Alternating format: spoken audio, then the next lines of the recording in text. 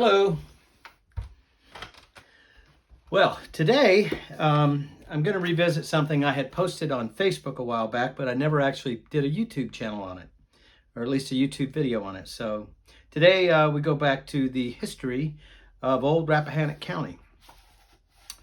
So I'm going to go back to a much earlier story that speaks to some of the roots of the first westward migration that began up the Rappahannock River that had its roots in the migration up the Rappahannock River, which if you go to the Chesapeake Bay and Jamestown, you had three major thrusts.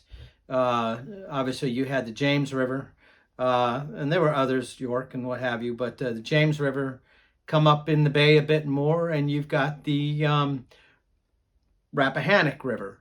A little bit further around again, another horn of land, if you will, and you come up the Potomac River. And interestingly enough, Stafford County, which is up the Potomac, I believe was crystallized as a county in 1656.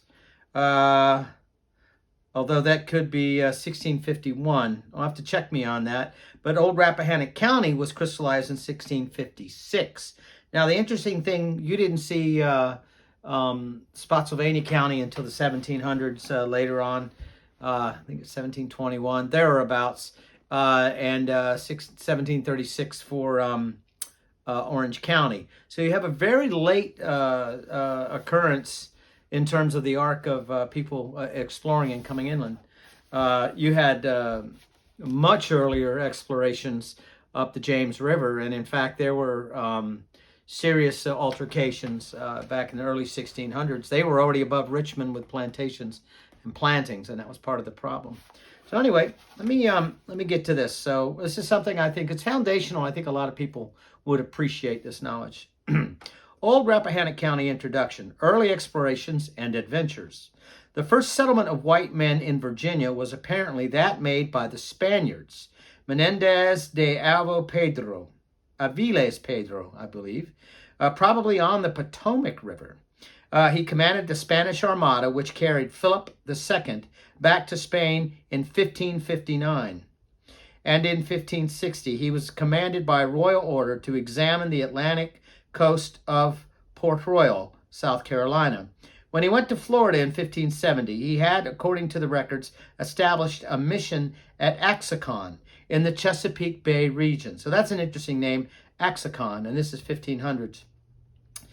In the Chesapeake Bay region. The colony was massacred by the Indians, or indigenous, on February 8th of 1571. That's an interesting thing to consider.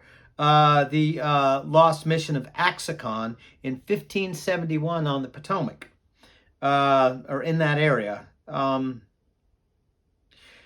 colony was massacred by the Indians on February 8th of 1571. By the time of his return to it in 1572, all had perished. He captured and took off 8 of the Indians known to have had a part in the massacre. Now, this is an interesting story because it also talks about Powhatan actually playing dumb and having actually understanding the English language, and that a lot of his savvy, the sort of like the unofficial story is, came from earlier interactions with the Spanish. And there's other stuff to speak to this, so enjoy this.